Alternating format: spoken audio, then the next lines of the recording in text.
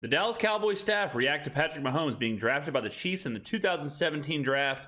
A blast from the past, ladies and gentlemen. So obviously this isn't the Cowboys' actual war room, but this is live night of the draft. Whoever these staffers are watching the draft unfold.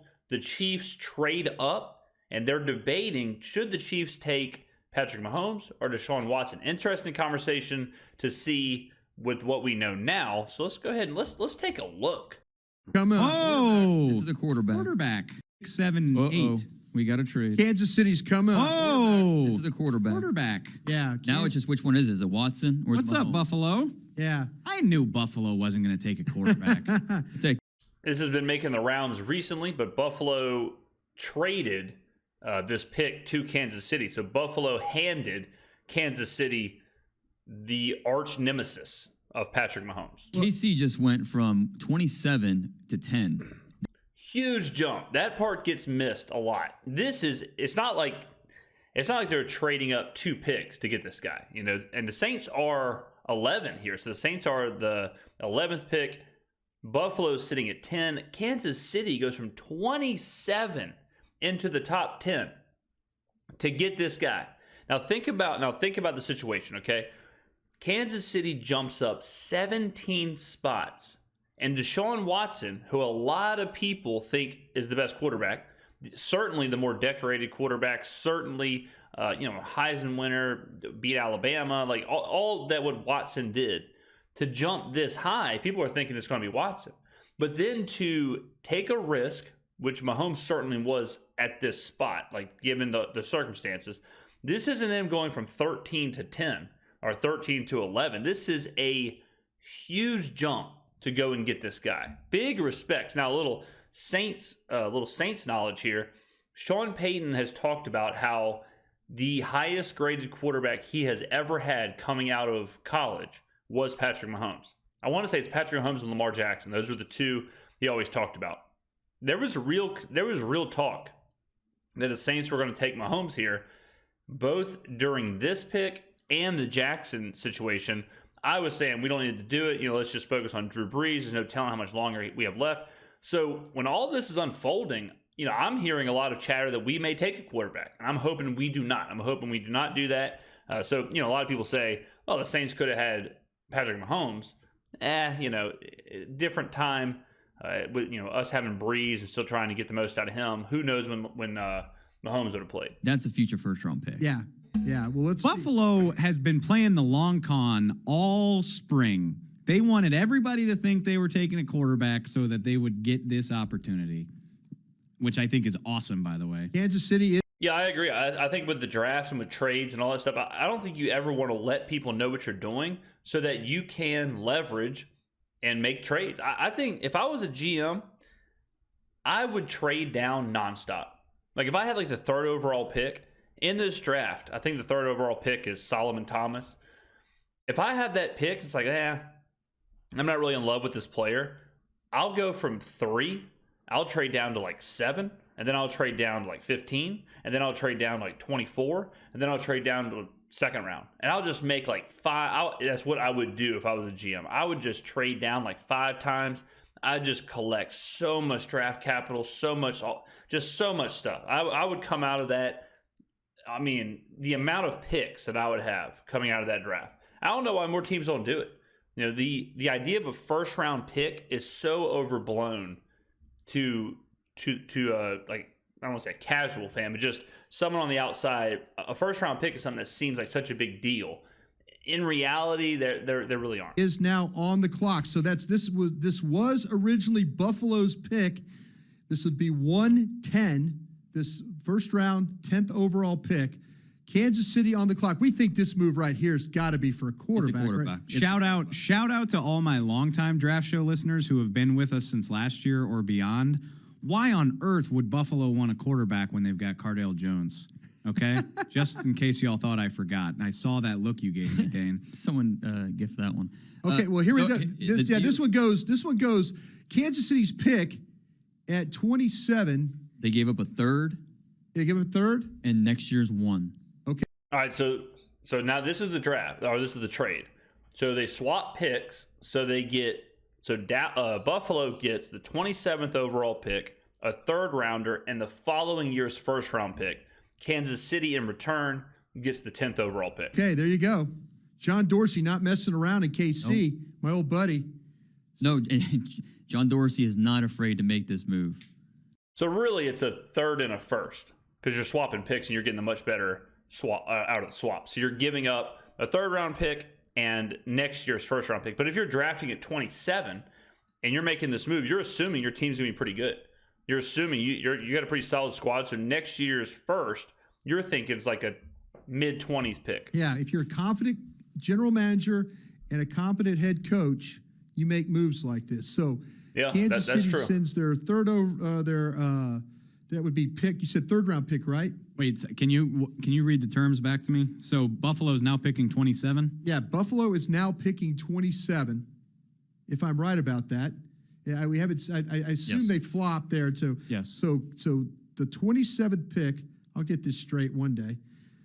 27th pick now belongs to Buffalo. The 10th overall pick now belongs to Kansas City, and then also you said a third round pick, right, Dame? Third, yes. So that'd be pick 91. So 391 This guy's in the war now room. belongs to Buffalo.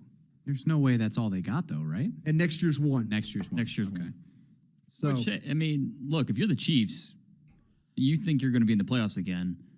Yeah, so potentially a late first round pick. I think that the Chiefs just gave up less Here to it is go right from here. 27 to 10 than the Bears did to go from 3 to 2.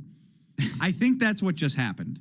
but if well, you do the math, if you do I the, mean, that one next year is, But what if it's 27 or what if it's 23? well, if it's 27 again, it's only again, that's if they're say they're picking in the same spot, that's 680 right there on the point value.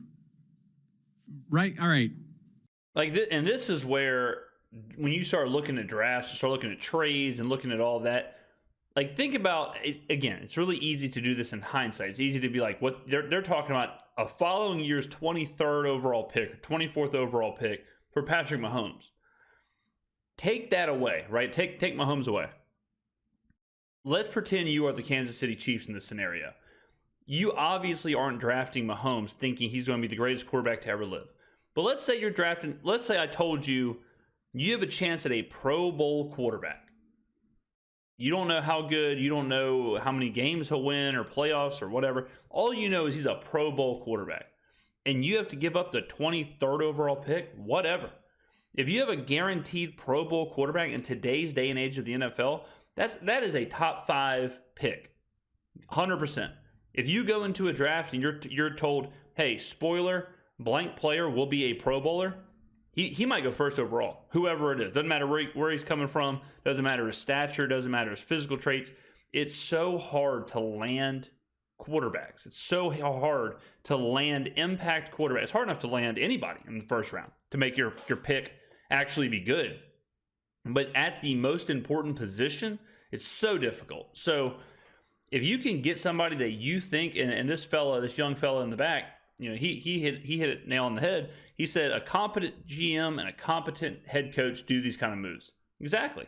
If you believe in your team and your evaluators and your scouts and whoever's putting this all together, and they're telling you Patrick Mahomes is the guy that can be our starter, can be a Pro Bowler, he can take us to the next level, and you think you're already a team, a franchise with pieces in place, and you just need the next great quarterback, you just need that next impact player to get you over the hurdle, all you got to do is ship a third and next year's mid-20s. Who cares? That's absolutely nothing. But we're kind of conditioned to believe like, you don't want to give up next year's first. You don't want to give up the 22nd overall pick for that. When this 22nd overall pick is going to turn into some cornerback from Illinois, and no one that it doesn't matter at all. And we'll look at this draft and we'll kind of look at everything. So we'll look at the draft board and all that stuff. But it just kind of goes to show you the natural reaction when you're moving draft capital around. People are very hesitant. They're very hesitant to think about that. Whether it's Patrick Mahomes or just any quarterback. The idea of moving a first or whatever, it's like, man, I mean, that's a lot of point value system. That's a lot of whatever the algorithms say. But at the end of the day, you just kind of got to move heaven and earth to land your quarterback. Which do you feel better about? If you're the team that traded, what do you feel better about having just given up? Oh, You're getting a quarterback in both. Dane doesn't want to give up next year's one. No. I don't either. But again, Dane's right. The Chiefs have a playoff caliber roster. Yeah. And I mean, you can't predict anything. I mean, it's going to hurt if it's a top 10 pick, but yeah, I roll that dice. I for some reason you have the biggest problem because of next year's one. Yeah, it's like okay, but 17 spots versus 1. That's the other thing. Right, absolutely. I mean, you want something and it's June, and you say, it'll be my Christmas gift. And then December comes and you don't have anything. I hear you. It's the worst Christmas ever. All right, what the Chiefs are doing with the trade is they're basically betting on themselves. They're betting that we currently have the 27th overall pick. We think we'll be as good, if not a little bit better next year. So let's say we have a pick between 23 and 30. Then if that's the case, who cares? It's whatever.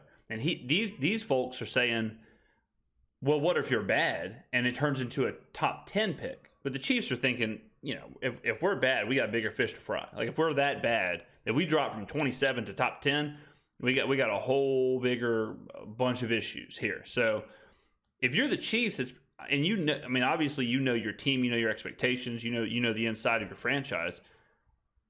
Yeah, you're moving up a ton of spots, and you're basically wagering that you're going to be good next year too. So next year's pick will be devalued. I have no problem with this. Taking the Mahomes out of it, like taking the results and all that stuff out of it, just the idea of moving that draft package to go get your quarterback in the top 10. Think about this now. Rank these quarterbacks. How do you got them? You've got Trubisky off the board. Give me Watson and Mahomes. No, it just comes down to Chiefs and their preference, and I don't know. I mean, it could be either one, and would not be surprised. I think Deshaun Watson would be an ideal fit for Andy Reid in that offense, but Mahomes, there is so much intrigue, so much teams they want to work with him. They want to work with that talent to see what he could be and develop. But man, it's a lot to give up for Mahomes, who is. Damn. It's always funny to watch his reactions. Like, it's a lot to give up for Mahomes. A 3rd overall pick and next year's 1.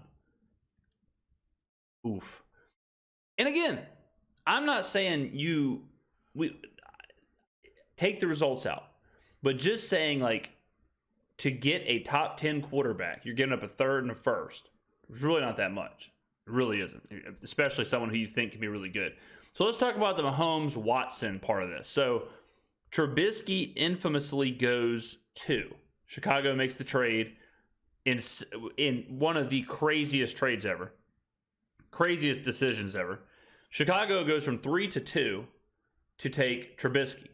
So they trade to take Trubisky over Deshaun Watson and Patrick Mahomes. So on the board, you have Patrick Mahomes and Deshaun Watson. Again, Deshaun Watson, his college career cannot be questioned. His college career was unbelievable. The numbers he put up, you're talking about a guy who threw for 4,000 yards, while running for 1,000 yards, total touchdowns probably in the mid-50s, something like that, beating Alabama, taking Clemson to new heights. We're seeing him win. We've all heard the stories about how I don't think he lost a game in high school. He lost like 1 game in college. We've heard all that. Then you have Patrick Mahomes, who's this kind of untapped talent in Texas Tech, who results-wise, not winning very many games. Texas Tech's kind of mediocre, maybe even below mediocre. He's raw, seemingly, but he's got the physical tools. So he's got a giant arm, super athletic, but it's raw. So this is the classic. Do you take the guy who has seemingly reached a peak, the guy who you're seeing more of the full picture? Because if you're drafting Deshaun Watson here, you're thinking, I want exactly this version of Deshaun Watson in the pros. I don't want to change nothing. I want him to be this player. I am buying that this is the peak, and I want to take the peak, and I want to put it in the pros. If you're drafting Patrick Mahomes here, you're thinking, I can develop this. I can turn this into something. I can take these physical tools. I can take, whatever I've seen in workouts in the combine. I can take that, shape that, and make that something new in the pros. So that happens all the time, right? We always see players, and it's not even just quarterbacks. It's running backs, wide receivers, linemen. you have a raw talent and then a finished talent, and teams are always going back and forth on what do you take. Do you factor in wins, losses, championships, awards? Do you factor in all of that, or do you just look at kind of this ball of clay and think about how you can sculpt it? Who's a big risk. So you're saying you gave it, if it's Mahomes, you gave up next year's one. Yeah, I mean, I would lean Watson just because I think he's the next best quarterback. And, I think you feel more comfortable with who he is. But there's a lot of chatter about Mahomes. Either way, I'm not going to be surprised. I'm preparing myself for a world where Watson will last longer than 2 quarterbacks because that's just the stupid way the NFL works. I would take Watson. It's hard to beat these guys up for that. Again, Deshaun Watson looked perfect for a prospect.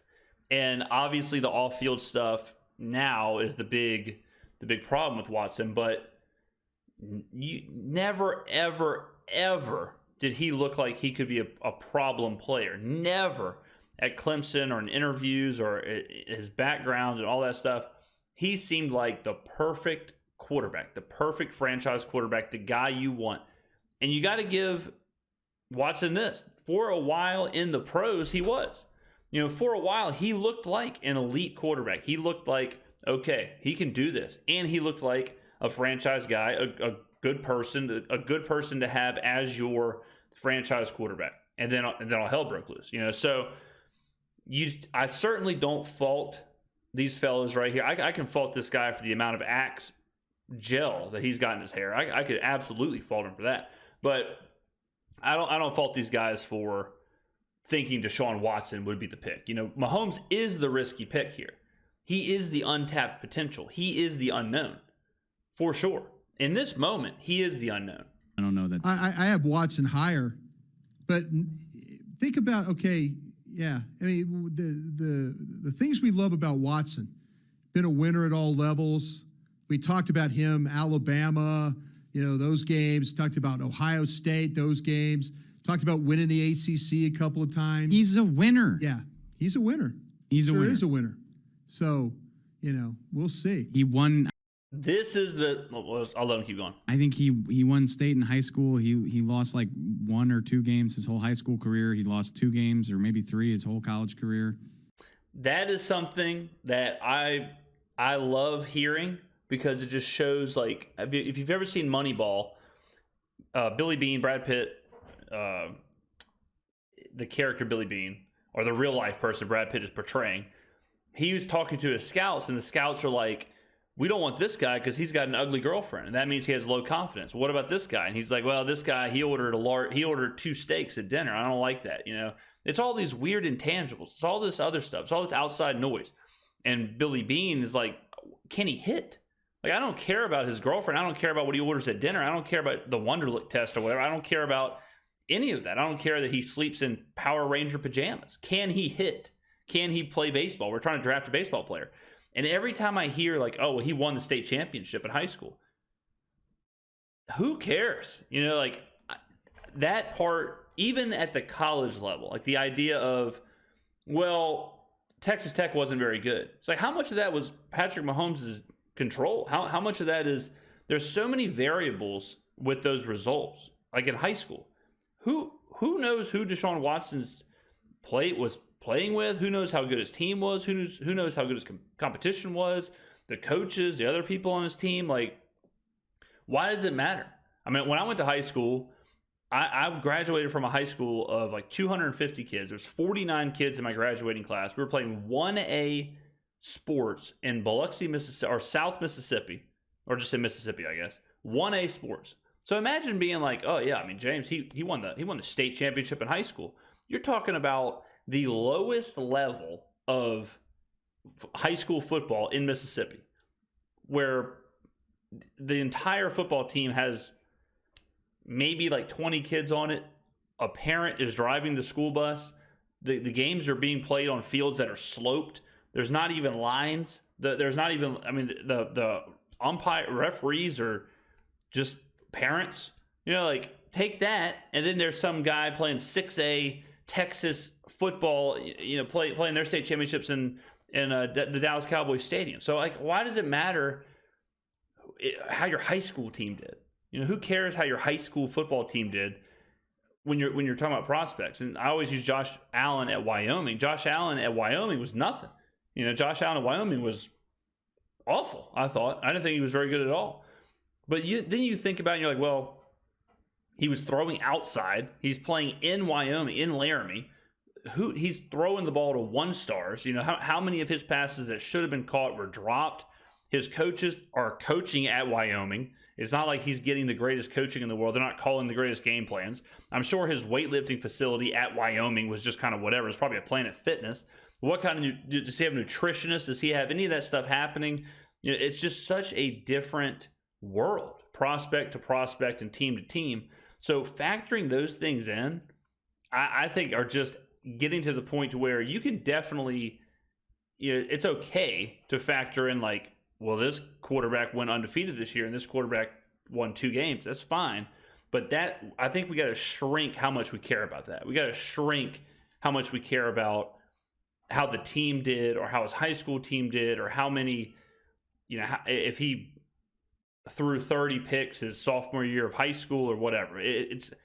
I think the draft will, and this is probably most sports, I think the draft will slowly go from that being the bulk of what you're looking at to what physical skills you have, what you do in the combine, what you do in the workout, physically what you can do. And I think players like Tim Tebow, Johnny Manziel, I think those players and how they translated to the NFL, or the lack of how they translated, is the reason we're seeing a lot of that. We're seeing these guys with enormous success at the college level, and then they get to the NFL and they flat out can't play.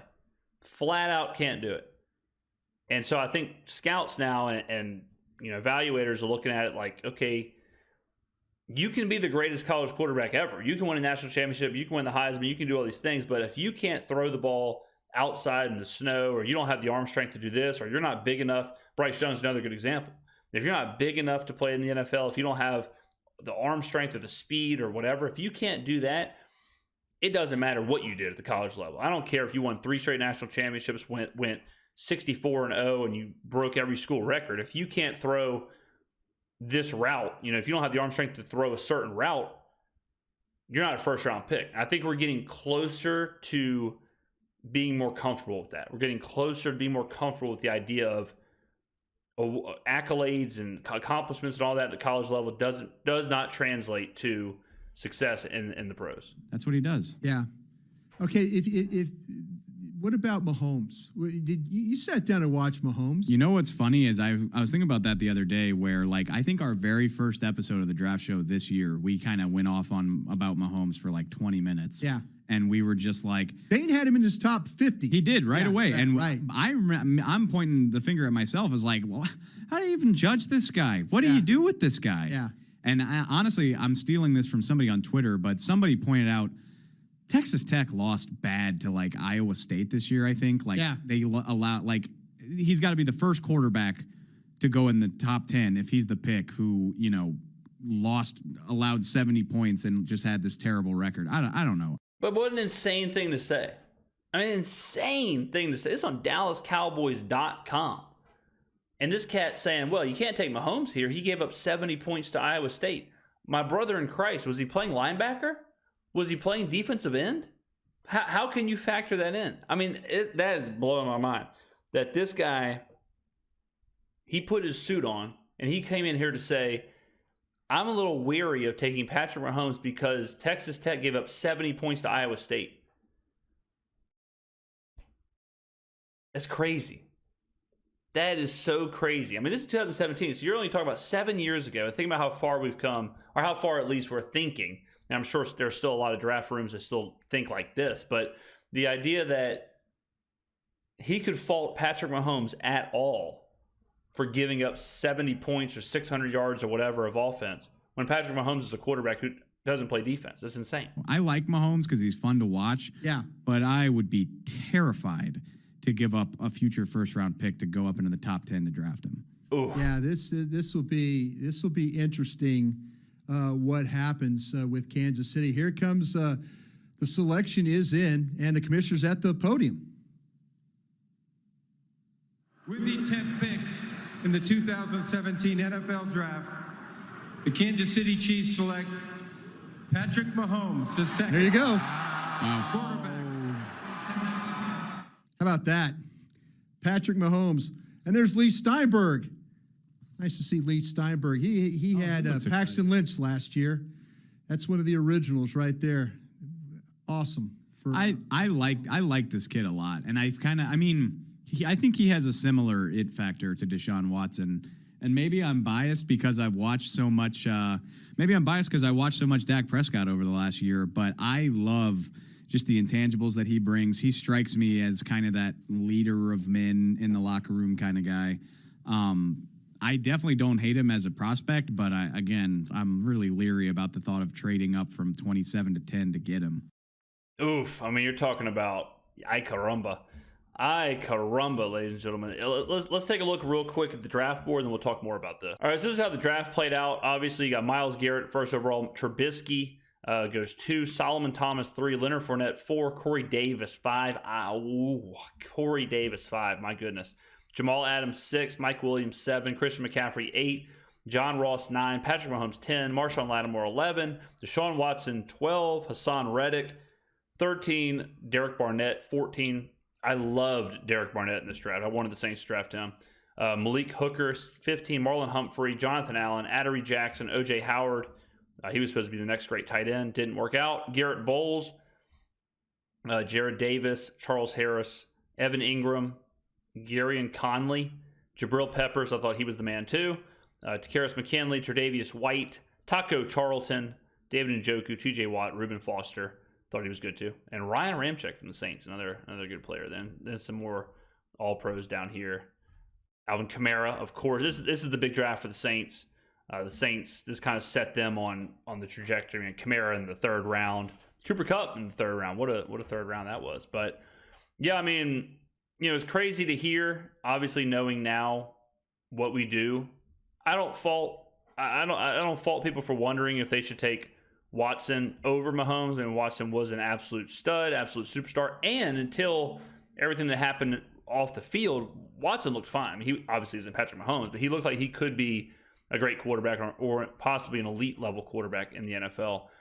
What a pick this is. I mean, to hear it, it's just crazy how much of a generational pick this is. It's crazy how much of a franchise-defining, NFL-defining. I mean, think about what it did for the NFL. It gave us this Kansas City Chiefs dynasty. It's given Andy Reid this second act after Philadelphia that's kind of propelled him into being maybe the greatest coach to ever live. Think about what it did for Tyreek Hill, for Travis Kelce, for just that entire, everything that's happened because of that. So just unreal. And you got to credit the front office of the Kansas City Chiefs because this didn't just fall to them. It didn't just fall to them and they didn't accidentally back into Patrick Mahomes. They went up and got him. Went from 27 to 10. 27 to 10. Let's go to 2018. This is going to be interesting. So, all right, let's see where Buffalo ends up picking. So Buffalo from Kansas City ends up picking, or they end up getting they trade the pick. But so Kansas City trades Buffalo and Buffalo trades to Baltimore, what ends up being the 22nd overall pick. So like we talked about, they were 27, traded the next first round pick, and it landed at 22. That player ended up being Rashaan Evans, linebacker from Alabama, goes to the Titans. So like you think that's what I'm always saying about these picks, and that's what I'm always saying about these impact players. Even if you go up, right, like the first tackle off the board, and I've been talking about this year with the draft. The first tackle off the board is Mike McGlinchey. No one knows who Mike McGlinchey is. No one cares who Mike McGlinchey is, right? Like even if you look at some of these other players, Colton Miller, obviously Marcus Davenport, Billy Price, Isaiah Wynn. Every time I hear we need a lineman, let's take a offensive lineman in the first round. You look at some of these players, even like Quentin Nelson. Okay, Quentin Nelson, really, really good player his career. Would you rather have Quentin Nelson or would you rather have Nick Chubb? Nick Chubb. I would much rather have Nick Chubb. You want impact players that can really really make a difference. For an offensive lineman to make a difference, it's asking a lot. So every time I hear that, every time I hear take an offensive lineman or take a DB, you know how good a defensive back has to be to make a real impact for a bad team? I mean, they have to be on a whole different level. Man, crazy. So yeah, the whole time they were talking about, well, I don't know if we should give up next year's first for Patrick Mahomes. You can replace that with Rashaan Evans. I don't know if it's worth the risk in taking Patrick Mahomes because you're losing out on Rashaan Evans or Isaiah Wynn or Hayden Hurst or Terrell Edmonds or Rashad Penny or Billy Price. Crazy. The draft's crazy. I mean, it's a mixture of the lottery with a little bit of studying. But big shout out to the Chiefs for having the confidence and the wherewithal to make that move. I mean, 27-10. And then you have the decision point of Watson or Mahomes, and you pick right. Not only pick right, but pick the greatest quarterback to ever live. You could argue the Patriots kind of backed into Tom Brady. Late round pick, flyer, who cares? And serendipitously he got to play, and then we all we know what happened. But the Chiefs called their shot here. They did their homework. They called their shot. They knew what they were getting. And there it is, man. Unbelievable. Fun video. Let me know in the comments below what you think. Have you seen this before? Did you know? And poor Dallas, man. Poor Dallas. Poor Chicago. Chicago could have had Mahomes, could have had Watson, and they go with Trubisky. Tough scenes. Thank you for watching, ladies and gentlemen. I will see you in the next video.